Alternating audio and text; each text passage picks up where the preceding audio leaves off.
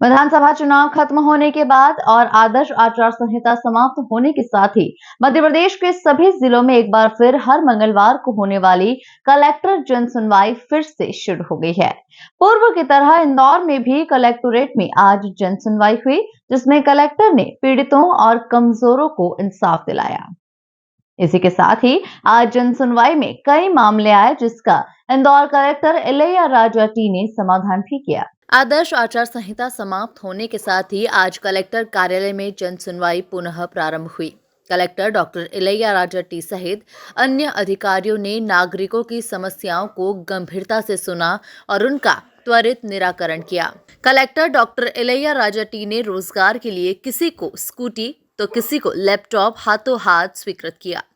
उन्होंने शिक्षा, स्वास्थ्य और अन्य कार्यों में मदद के लिए भी राशि स्वीकृत की।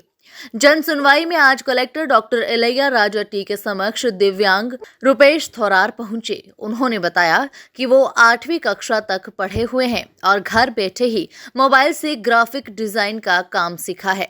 इस कार्य से वो अभी तक लगभग 200 रुपए रोज की कमाई कर रहे हैं। मोबाइल से ग्राफिक डिजाइन करने में स्क्रीन छोटी होने से बेहद परेशानी होती है और समय भी काफी लगता है। कलेक्टर ने उनकी बात को गंभीरता से सुना और हाथों हाथ रेड क्रॉस से लैपटॉप स्वीकृत कराया। रुपेश थोरार बेहद ही खुश हो गए और उन्होंने कहा कि अब मेरी आमदनी दोगुनी हो जाएगी। इसके अलावा एक वृद्धा अपने किराएदार से परेशान होकर जन सुनवाई में पहुंची। उनका कहना था कि किराएदार उनका मकान खाली नहीं कर रहा है और किराया भी नहीं दे रहा है। आप ही मेरी सुने। मेरा मकान सितारा भी खाली नहीं कर रही है और मैंने 11 महीने का एग्रीमेंट पूरा हो गया ना, समय पे किराया दे रही है।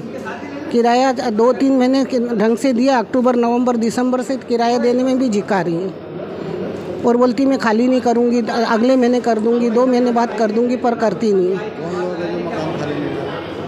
मोमेडियन है और जाओ तो कुत्ता छोड़ देती है, झूठे झूठे इल्ज़ाम लगाती है ना। बड़े लड़के को के वो आज़ाद नगर की रहने वाली है और हमें मतलब MR 10 पे रह रहे हैं हम दोनों हस्बैंड वाइफ। एक हिंदू समाज की महिला है, इनके रेंट एग्रीमेंट दिया था एक मुस्लिम महिला को। उसका रेंट एग्रीमेंट ख़त्म होने के बाद में भी वो महिला इनसे खाली नहीं कर पा रही। इसकी नंबर 54 की विजयनगर। क्या करा मतलब उन्होंने मकान रेंट कितने टाइम के लिए दिया था?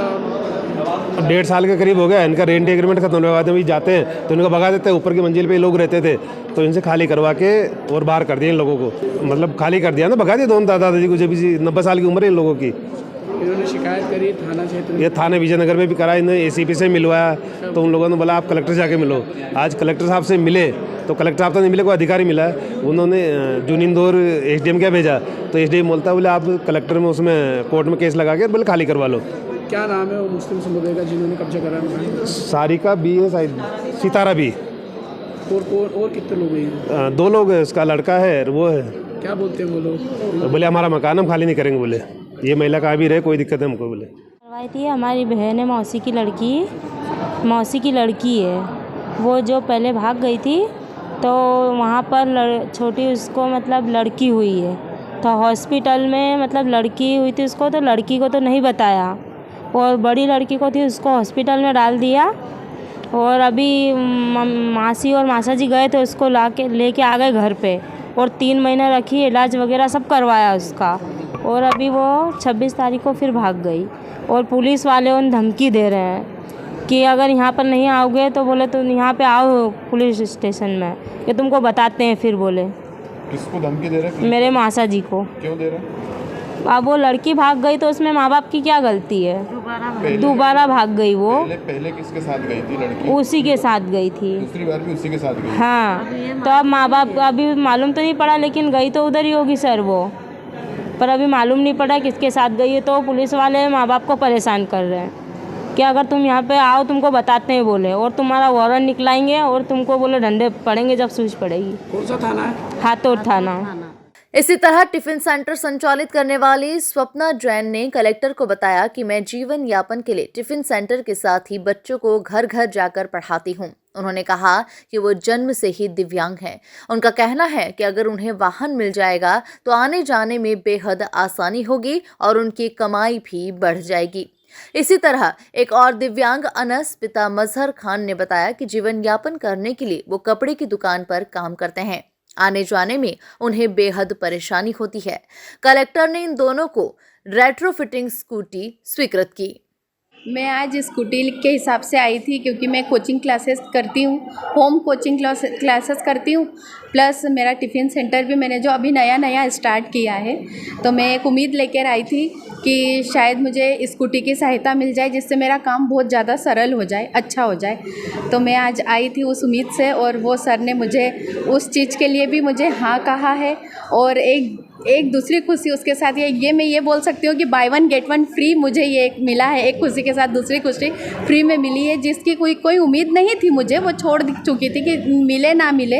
एक विवाह प्रोत्साहन भी मुझे मिलने वाला था, जो अब शादी के 2-3 साल के बाद मुझे मना कर दिया था कि लेट हो गए हैं, नहीं मिल पाएगा। पर आज सर ने उस चीज़ को उन्होंने अपने मन से जान के और समझ के और आगे कॉल करके, और उसमें भी मुझे उन्होंने सांत्वना दी है कि ये चीज़ भी आपको 2 लाख रुपए तक की राशि आपको ये सहायता मिल सकती है। तो मुझे स्कूटी और वो सहायता दोनों एक साथ मिल सकती है। इसी तरह मीराबाई को इलाज के लिए 30,000 रुपए, रोजगार के लिए मायापति स्वर्गीय दादा को 2,000 रुपए, कुमारी अदिति परिधि और प्राची बोपचे को शिक्षा के लिए 3,000 रुपए, ममता कोरी को 10,000 रुपए की राशि स्वीकृत की। कलेक्टर इलैयाराज अटी ने रेड क्रॉस के माध्यम से पीड़ितों की मदद भी की। ऐसे ही जमीन जायदाद के अन्य मामलों में भी कलेक्टर ने सुनवाई की। जन सुनवाई में अन्य आवेदकों ने भी अपनी अपनी समस्याएं बताई, जिनका मौके पर ही यथासंभव निराकरण किया गया। नहीं, डेफिनेटली इलेक्शंस के कारण कहीं ना ये चीज़ हुई है कि कोई रेगुलर है ना रूटीन वर्क्स भी है ना कुछ है ना अफेक्टेड हुआ है। अभी इमीडिएटली आज भी ना टीएल मीटिंग रखी हुई है। हम लोग है ना हर डिपार्टमेंट के ना हर सेक्शंस का ना हम लोग रिव्यू करना शुरू कर देंगे, सो दैट एक आम नागरिक का है ना कोई भी परेशानी ना हो। सर्विस डिलीवरी है उसको हम लोग है ना और इम्प्रूव करने के लिए कोशिश करेंगे। हाँ, डेफिनेटली कल इलेक्शन कमीशन ऑफ इंडिया से ना मॉडल कोड ऑफ कंडक्ट है ना होने के लिए आई थिंक इवनिंग ही है ना आदेश आया है।